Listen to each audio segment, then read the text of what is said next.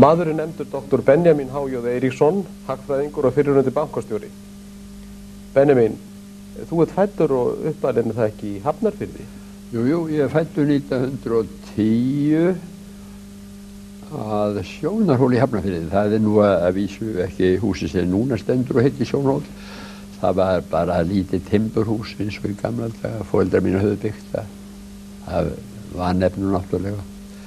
Fljótlega eftir að þau fluttu til Hafnarfjarðar, þau byggu áður á Vatnsströndinni, en svo rifu þau sig upp, líkum við að segja, og fluttu til Hafnarfjarðar.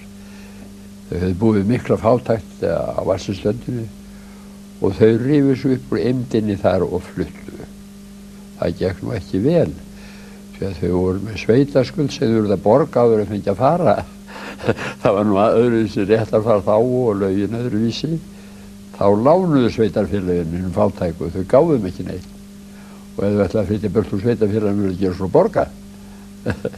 Nú foreldrar mínu tókst að borga sveitarskuldin og flutti til Hafnarfjarðar með stóran hópa börnum.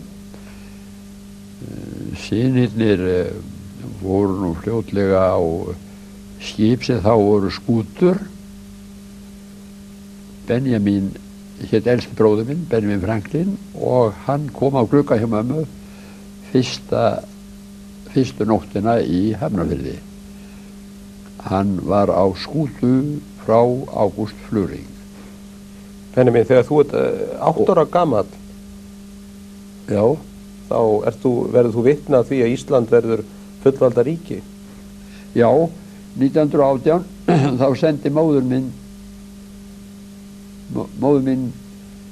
mig gangandi náttúrulega til Reykjavíkur. Það var síðan að fara gangandi á milli og ég var þar morguninn þegar að þessi hátíðlega athöfn fór fram að Ísland var lýst sjálfstætt, fullvalda, hlutlaust ríki og því bætt við að stjórn Danmerkur myndi sjá það að Ísland hlyti viðurkenningu hjá öðrum þjóðum. Já, ég stóð þarna í Bakarbrekkunni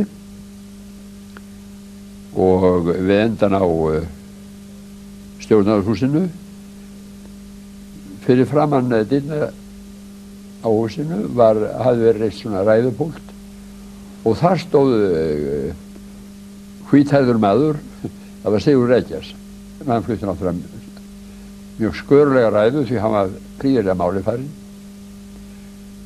Og þarna var svo lítill hópur manna fyrir framan ræðupúltið og neðarlega á blettinu var svo röð af dönskum hermennum.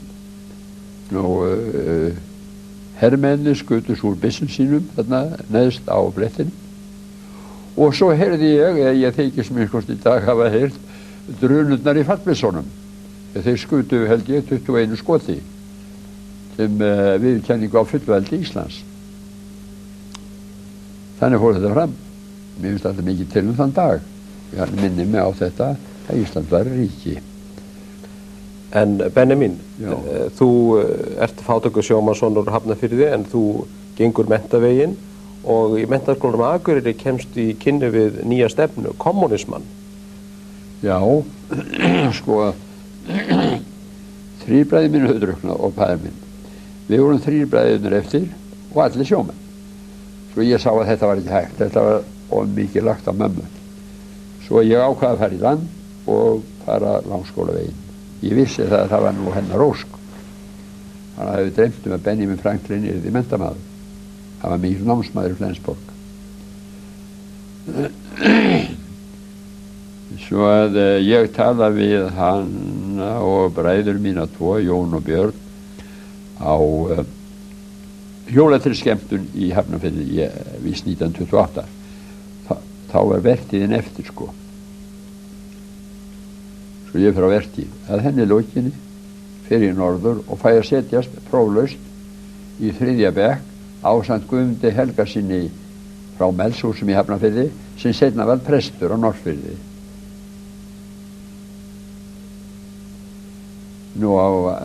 Ég var náttúrulega mjög glaður yfir því að fá að koma inn í skólanum á Akureyri. Það var náttúrulega ný veröld, allt annað heldur en sjórinn og sjómennska. og vonum öðruvísi framtíð. Nú, það byrjaði með því að þarna voru ungir menn nokkrir, ekki margir, en svolítill hópur ungra kommunista. Þar var sérstaklega áberandi Eggert Thorbjarnarson. Hann var mikill eldhugi, flutti þrumandi ræðu upp á sal og sumir okkar sóttu lesring hjá Einari Olgeirssyni út á Oddeyri, held ég. Þar drukkum við í okkur kommunismen, svo að segja. Einar las fyrir okkur kommunistavarpið, útlistaði það, hvernig að börn skógarans að ganga skólaus vegna þess að væri ómikið af skóm í heiminum. Það útlistaði svona kreppuna á heldur frumstæðan hátt. Ástandi var mjög erfitt í heiminum. Atvinnuleysi mikið, 12 milljónir held í Ameríku, 6 í Þýskalandi, 5 í Englandi. Hvergi full atvinnu nema í Frakklandi, en það var því að Frakkar voru mikið hættir eiga börn. Svo það var pláss fyrir unga fólkið, þetta sem var. Þú þessi ungi kommunisti sem að hefur drukkið kenningar Einars Olgeirssonar sækir samt sem áður alþingishátíðina 1930. Já, það var af því að móðir mín lagði svo hart að mér. En kommunistin voru mikið á móti alþingishátíðinni. Þeim fannst þetta verið eins konar minningarhátíð kúgun alþýðu Íslands í 1000 ár og það kom út bæklingur með þessu nafni. Man verið eftir honum. En ég fór nú samt. Það var hitt og fyrir að gerast þarna. Það var haldinn þingfundur eins og menn haldan hafi verið í forna. Þarna hitti ég skólasystkina norðan og svoleiðis. Það var mjög ánægilegt. 4 dagar af góðu veðri ef ég man rétt og bara að spóka sig. Það var ekki alltaf gert því að í gamla daga þá voru allir að vinna og æskulíðin var að vinna og það finnst hvort ég var alltaf að vinna. Ég vann á Eyrinni, ég byrjaði 6 ára á Eyrinni, fáránlegt en það er samstætt. Strax eftir stúdentsprófið þá ferð þú til Þýskalands og það er nú saga að segja frá því hvernig Þýskaland var þá 1932. Já, nasistarnir marsseruðu á götunum, sósíaldemókratarnir marsseruðu á götunum undir 3 örfum sem þeir höfðu, merkið þeir voru 3 örfar. Nú nasistarnir höfðu nasista krossinn, kommunistarnir höfðu hamar og sigð, tákn uppskeruna, sigðina. Þessi marsseruðu svona til skiptis og það var nú svona sæmilegu friður og þó ekki allt og góð því að stundu voru þeir að slást. Það skeði ýmislegt á þegar að nasistarnir voru komin til valda. Ég sá sko þinghúsbruna líka og ég sá Hitler og ráðherrann hans kvöldi þegar hann var kanslari. Það kom strax í útvarpinu og við rekum á stað, ég og félagi minn, Eðvald Árnason, símaverkfræðingur sem seinna var. Já, og svo var eitthvað voru kommunistarnir að reyna að halda sko fund þó að því það var nú ekki bannað strax. Þarna á Karl Liebknecht torgi og ég man þetta við vorum þar við Eðvald og hann var með blessan að taka hendurnar á vöðsónum, frakkavöðsónum þeir getur haldið ég væri með byssu skotvopn því að menn gengum með byssur sjálfu og sem voru vopnaðir og það voru skotríð og slagsmál og þrátt fyrir það að Hitler væri komið til valda þá reyndu sósíaldemókratarnir við háskólann að halda fund í minningu Karls Marx, ég manni hvernig það var hvort það var dánadagur hans eða jarðarför eitthvað svolítið ekki var það ammæli held ég. Já, í öllu falli ég fór á fundinn og ungur piltur fór nú upp í ræðustólinn og flutti svolítið ræðu Karl Marx. Þá byrjaði skotriðin gluggana. Nú við erum náttúrulega að kasta okkur í gólfið til þess að halda lífi að þegar við héldum.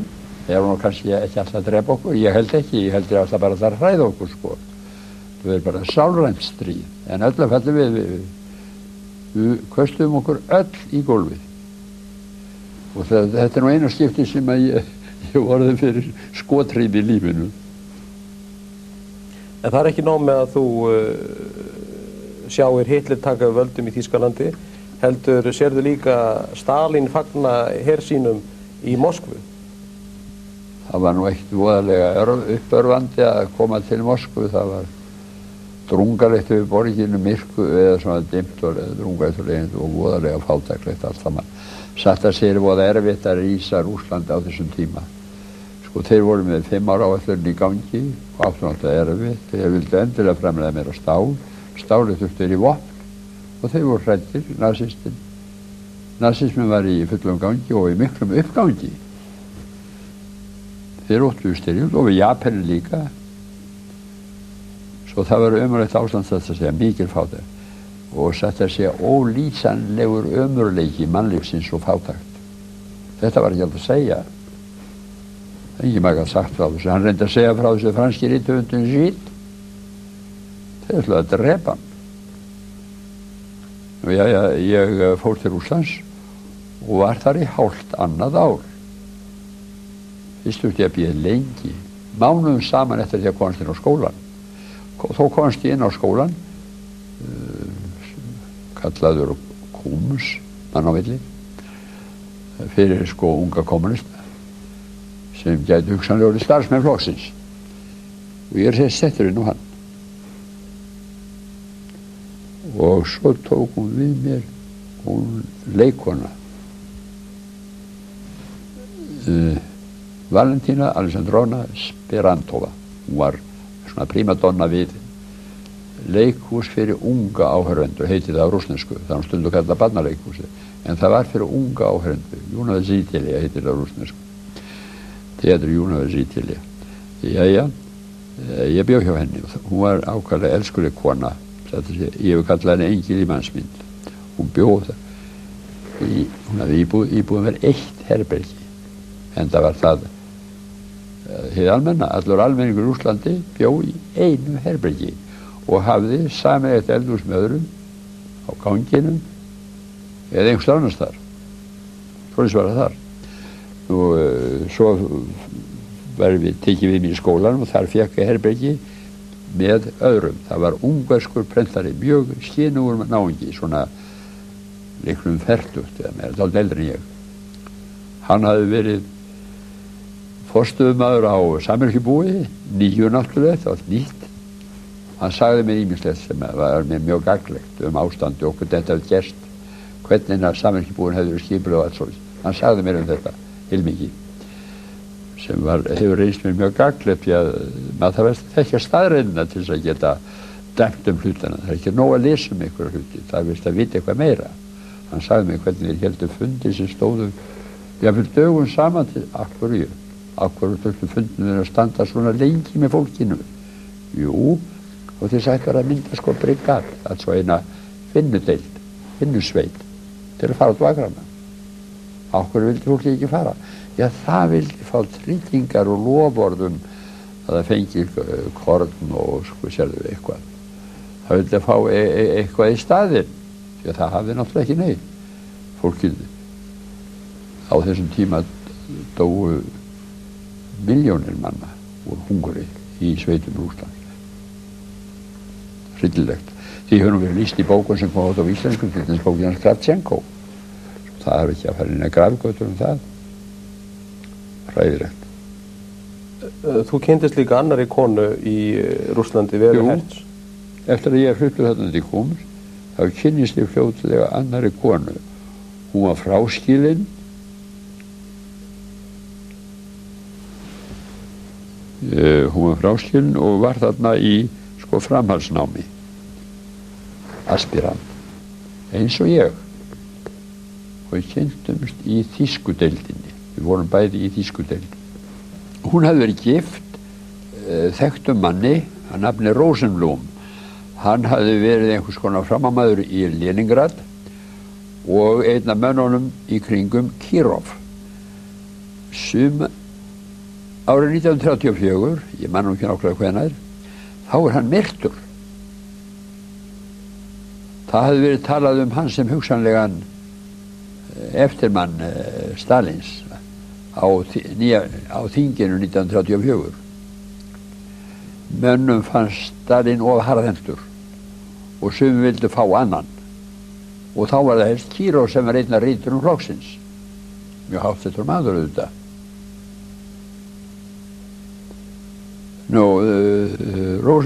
Rosenblum var einn af mennunum í Leningrad, einn af framamönnum í Leningrad.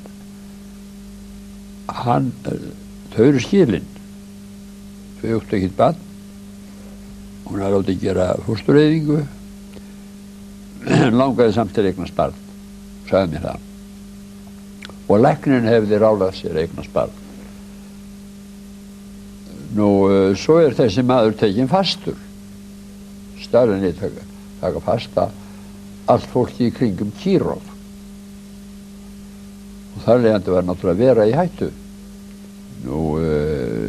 Vera hefði heilt gert af sér. Svo hún hafði ekkert óttast svona í augum andlega heilbrigðra manna.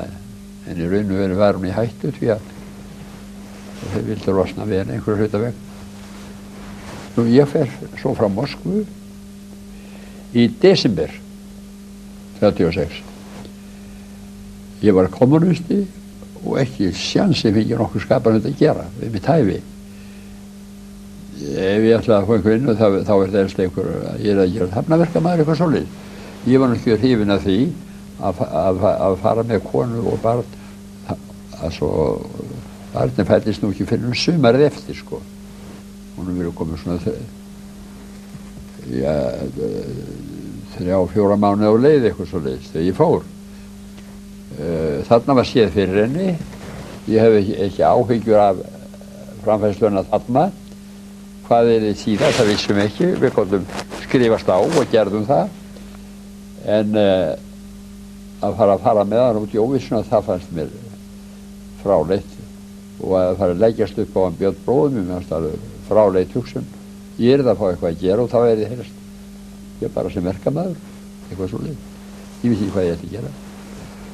Svo ég kaus það að fara bara einn og sjá hvað ég fengi ráðið. Ég fór heim og talaði við Brynjólf Bjarnason hvað ég skildi gera og hann var helst á því ég ætti sko halda áfram námi. Ég myndi gagna flokknum best svoleiðis að ég því útskrifaður hagfræðingur. Annars voru kommunistafræði fyrir það að ljúka ekki prófum. En síðan færðu að vita það, og Halldór Laxness segir það að Vera hafi verið handtekinn. Handtekinn fyrst, já. Eitt fyrir mig að gera í þeim efnum. Ég ræði ekki rússnesku lögreglunni. Svo það var ekkert í því. Ég vissi náttúrulega ekki neitt. Já, og barnið setta á barnaheimili, sagði lögreglan sem hann tók hana. Það alltaf sumt. Hvað framtíðin bæði, sko, það vissi ég ekki. Þetta var hlutskipti milljóna manna í Sovétríkjunum þegar þetta skeiði. Og maður þetta vita. Við gátum ekki vita að þetta myndi enda svona eins og endaði þar. En síðan þegar þú snýrð frá Sovétríkjunum þá lýkur prófi í Svíþjóð og þar einn af kennurum þínum Gunnar Myrdal sem nú mjög þekktur hagfræðingur. Hann hélt fyrirlestra fyrir okkur en sagði að við erum að lesa sjálfur bækurnar og læra því að hann væri ekki á því að það eitt að svona eins og hann sagði to spoon feed the students. Altså hann vildi ekki mata þá. Hann aldrei þetta að stunda námi sjálfur. En hann hélt fyrirlestra og sagði nú ýmislegt svona. Hann benti til þess á þessum kreppa árum þá gæti ríkisstjórnin fengið hlutina að gerða ódýrt. Öll mannvirki væri mjög ódýr nú á dögum. Sko, vinnulaunin stæði í stað og nógur vinnukraftur. Svo það verið auðvelt til að koma hlutunum í framkvæmd. Svo sagði hann annars sem að festist mjög í mér og það var það hann sagði. Sko, ástandið svo núna. Vonlaus kreppum allan heim. Það er komið fram á 37-8 þegar ég þarna. Og enn kreppan sko. Mér liggur að segja á fullu. Þá segir hann, sko svona ásamt hefur myndast áður. Það var þegar að gufuskipin fóru að geta flutt ódýrt kornið frá Bandaríkjunum. þá gátu þau farið til Duluth og Chicago og sótt kornfarmana þar og flutti þetta ódýrt til Evrópu og það eyðilagði landbúnað Evrópu, þar að segja kornræktina. Og hann sagði, sú landbúnaðarkreppa stóð lengi, ég held bara í heilan áratug. Það virðist aldrei alltaf að rakna úr þessu. Svona var ástandi þá, sagði hann. Nú þetta eins og þessari kreppu sem núna henni líkur. Það við engar áhyggjur af því, henni líkur, það er kannski dálítið tíma, en henni líkur. Nú þetta hreisti mig því að ég sá ekki neina útgönguleið úr þessum ógöngum. En síðan þegar þú kemur heim þá skrifarðu bók sem annað hagfræðirit á íslenskri tungu, Orsakir erfiðleikana í atvinnu- og gjaldeyrismálunum, og í þeirri bók lýsirðu mótsögn í stefnu íslenskra stjórnvalda á haftaárunum. Á þessum árum þá var ekkert hægt svona eiginlega, það var allt gert með höftum. Allur gjaldeyrir hann var skammtaður og innflutningsleyfi voru með innflutningsleyfin leyfir að flytja inn og þá var náttúrulega farið tiltölulega vel með sambandi og vel kaupmannir Reykjavík minnst þegar Framsókn var í stjórn. Þetta var alltaf þekkt, þetta þekktu allir. Jæja.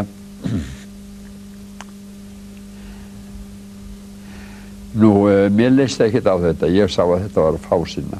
Sko, höftin, þau eru sett í góðri meiningu upphaflega. Mér þetta væri einfalt mál, bara stöðva innflutning á vörum og þjónustu og taka peningarna staðir í annað. Nú það er nú svo gott frá langt þetta nær, því að svo kemur að því að þú verður að flytja inn. Útgerðin þarf kol og salt og veðurfæri, sko, það er að útilokað annað heldur náttúrulega flytja inn, svo þetta er gert með því að setja kontról á allan innflutning. Nú, ég sá að þetta hafði voðalega vondar afleiðingar. Hvað ætlar að byggja mér í fyrirtæki? Voru að byggja að fara á skrifstofu Reykjavík og sitja her í nokkra daga og fá nei. Og ég var að reyna að andæfa þessu að þessi höft gerði ekkert raunverulegt gagn, sko. Við erum að flytja þessu vörun hvað sem væri og með því að setja svona höft og hafa þetta svona þá stöðvaði þetta náttúrulega allar framfærir í landinu, ekki nokkuð gekk þetta að gera. Benjamin, nú kynntist þú forystumönnum vinstri hreyfingarinn á Íslandi, sósíalista og kommunista, mönnum eins og Einar Olgeirssyni, Brynjólfi Bjarnasyni og Héðni Valdimarssyni, allnáið. Hvernig menn voru þetta?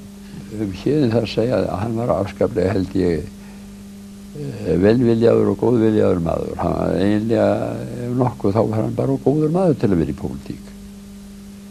Og hann varði sig ekki á refskák þeirra Einars og Brynjólfs. Einar og Brynjólfur voru náttúrulega upplæðir stjórnmálafóringjar, sérstaklega Brynjólfur, hann var menntaður í heimspeki, Einar í tungumálum, en Brynjólfur var mjög skelegur maður og gallharður marxisti og kommunisti, því rótaði ekki neitt. Og hann var mjög viljasterkur maður eins og sést af því, sko, hann stofnar kommunistflokkinn og stjórnar honum með harðri hendi og hann var einn af þessum foringjum sem safna sig hollu liði, menn sem dáan og talsvöldum svolítið fólki í kommunisthreyfingunni sem dáði Brynjólfur sérstaklega. Einar fannst mann svona skemmtilegur á margan hátt, Einar frekar eða meira kannski að nokkur leyti sinn skemmtikraftur, en það var nú meira í honum en það. En hann var náttúrulega ekki, hann stóðust ekki Brynjólfsnúning, en hann var talsvöld mikið til ræðumadur. Hann var einlega sá hæfasti af þessum mannum sem ræðumadur. Hann var náttúrulega meiri ræðumadur en Brynjólfur. Þeir trúðu á sigur kommunismens og ekki neina sambræðslu við sósíaldemokratana. Það þurfti bara að fiska frá þeim atkvæði, eitthvað svoleiðis. Og við vorum á gangi hérna 1938 eftir heimkomuna niður í Hafnarstræti. Mér er það mjög minnistætt. Þá var framundan þingi, sameiningarþingi, og þá sagði hann við mig: við leggjum kommunistaflokkinn aldrei niður öðru sem herbragð. Þá voru þeir Einar og Brynjólfur búin að koma sér saman það. Þetta verður ekkert nema bara herbragð. Við saminumst þeim, svo skiljum við á og tökum frá þeim fylgið eftir mætti. Þetta var þetta heldur svona óskemmtilegt stöða, því ég var sannfærður það að þróunum myndi verða til hægri, því ég hafði verið í Rússland og sá hvernig það gekk og ég hafði enga trú á þeirra framtíð þar, minnst að kosti ekki með neinum svona glæsibrag. En ég vonaði náttúrulega heitt og innilega þeir eru næri að sterkir til þess að standa af sér árás fasismans, árás Þýskalands og Japans. En síðan gerist það að þú meira og minna hverfur frá sósíalismannum og kommunismannum á þessum árum. Já, það verður nú að segja eins og það að þó að ég færi hægt af stað, þá var ég búinn að vera með sósíalismann eiginlega í Rússlandi. Hvernig óskúfur hægt að trúa á þetta. Ástandið svo ótrúlega ömurlegt, það er ekki hægt að lýsa því í að gagni, Fæðan var langum mest bara þurftu brauð og kálsúpa. Hvers konar líf það? Og ég held að mjólk og egg, þetta er eitthvað sem var til, ég borði einu sinni egg meðan ég var í Rússlandi 18 ára, einu sinni. Mjólk, ég man ekki. Ég hlýt af að séð mjólk, það játa ég hlýt af að séð einhvern tímann, en áriðan það var ekki daglegur matur. Það er ekki nóg með að þú missir trúna á sósíalismann vegna reynsluðinnar í Sovétríkjunum, heldur gerist þú mjög ötull formælandi hins frjálsa hagkerfis. Það var náttúrulega einfalt, ég hafði verið að læra sitt Schumpeter, prófessor Schumpeter við Harvard og ég hafði smá saman lært allt aðra hagfræði. Ég hafði lært hans hagfræði, ég hafði lesið bækurnar sem þessar sem hann skrifaði í Austuríki og svo náttúrulega bókina Kapitalism, Socialism and Democracy sem hann skrifaði þegar ég var við háskólann í Minneapolis og prófessor Garvey sem þar var aðalkennarinn minn, hann kom og sá okkur nú komið bók eftir þann eina mann hér í Ameríku sem geti skrifað svona bók. Það er bókin Kapitalism, Socialism, Schumpeter, hann er við Harvard. Ég hugsaði þangað verði ég að komast og það tókst. Nú ég kom til Harvard og Schumpeter var mjög elskulegur við mig alltaf og þegar hann hafði lesið doktorsritgerðina mína þá sagði hann sem stakk upp á þessu efni. Hann sagði "You have discovered an important structural relationship in the economy." Ég vissi náttúrulega hvað hann átti við. Ég hafði uppgötvað að stærðirnar í hagkerfinu væri ekki allar af sömu vít, sem væri tímatengdar, sem væri ekki tímatengdar. Þetta skapaði vissa hluti í kerfinu. Það er hagfræðin eins og aðrar vísindagreinar.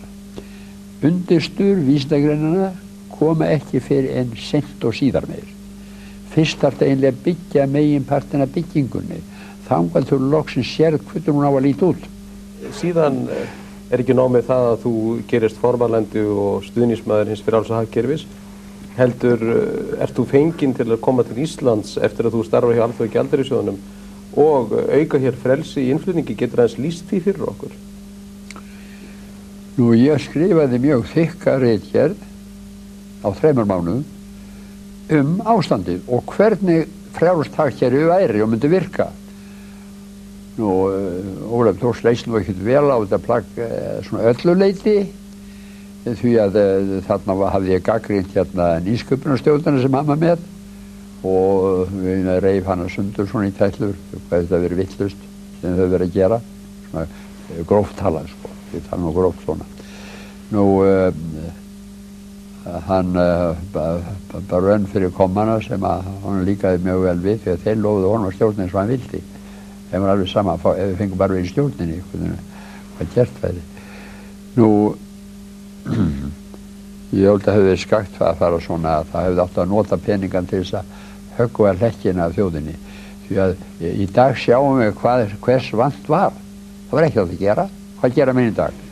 Menn smíða gervilimi til útflutnings, menn smíða rafeindatæki, rafeindavogir, hugbúnað fyrir milljónir, 100 milljóna. Þau ættu að reyna til 1950 og hvað hefur skeið? Þau hefur ekki fengið einu sinni einan saumavél. Þannig var ástandið. Það er það sem ég er að tala gegn og skrifa gegn á þessum árum. Það var erfitt að koma orðum að þessu. Þetta var svo framandi fyrir mennina.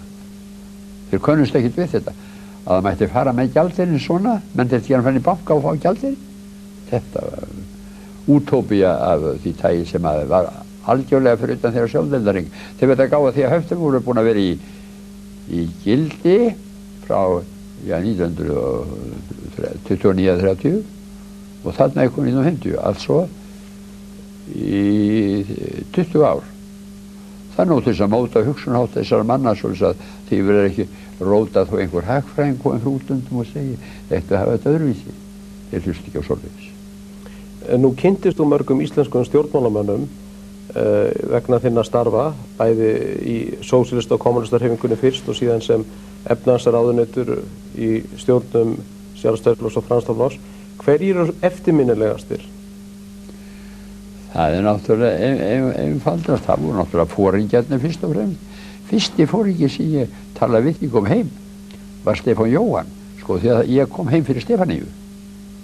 Ég lýsi Stefán Jóhann sem góðviljum manni og skynsemum og var illa að tala að þá kom allir róbáran. Það var mikið og talaði mikið og það var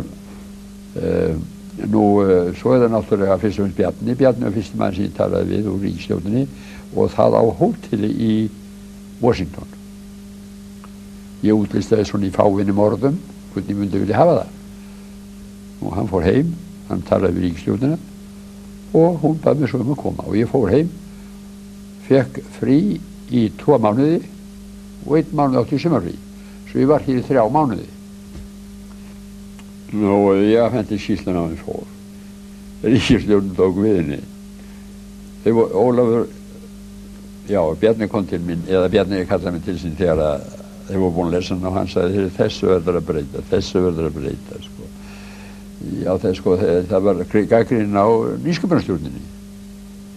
Ég segi, ég get náttúrulega ekki breytt nú skoðunum mínum, en ég skal, ef það er eitthvað sérstætt sem ástæðingarsteinn, það var það nú eitthvað 2-3 atriði í textanum sem ég lagfærði svona til þess að friða hann, en ég sagði það kemur ekki til máli, ég breyti einum skoðanum mínu í þessu. Það kemur ekki til máli, það er tilgangslega tala þess, sagði ég. Nú Ólafur maður sem var einstaklega duglegur, lagið við að taka ákvarðanir og erfiðar ákvarðanir. Mjög erfiðar ákvarðanir, hann gat það, sko. Þetta er ofsalegu kostur á stjórnarforingja. Þeir eru margir aumir og erfitt með að taka ákvarðanir þegar eitthvað erfitt og eitthvað mikið í húfi. Þá svona jafnvel gugnaðir. Ólafur var ekki svoleiðis maður. Hann tók ákvarðanir. Og hann hafði mikla foringjahæfileika. Ég hef einhverstað sagt að ég væri sannfærður að hann hefði getað orðið forsætisráðherra í hvaða landi sem hann væri. Hann var þannig maður, sko. Hann töfraði menn líka. Nú Bjarni má segja svipaður leyti, hann hefði ekki eins, hann var öðru vísi. Ég held svona án þess að halla nokkuð þá, hann hefði nú verið vitrari maður, sko. Hann var vitur maður, hann Bjarni. Og hann skildi mjög vel þarfir þjóðarinnar. Og ég held að ég hefði aldrei komið án hans, án þess að hann hefði lagt í þetta.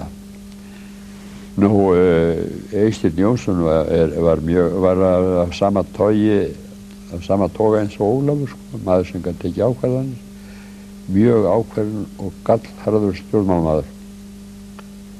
Og hann náttúrulega hugsaði fyrst og fremst landbúnaðinn.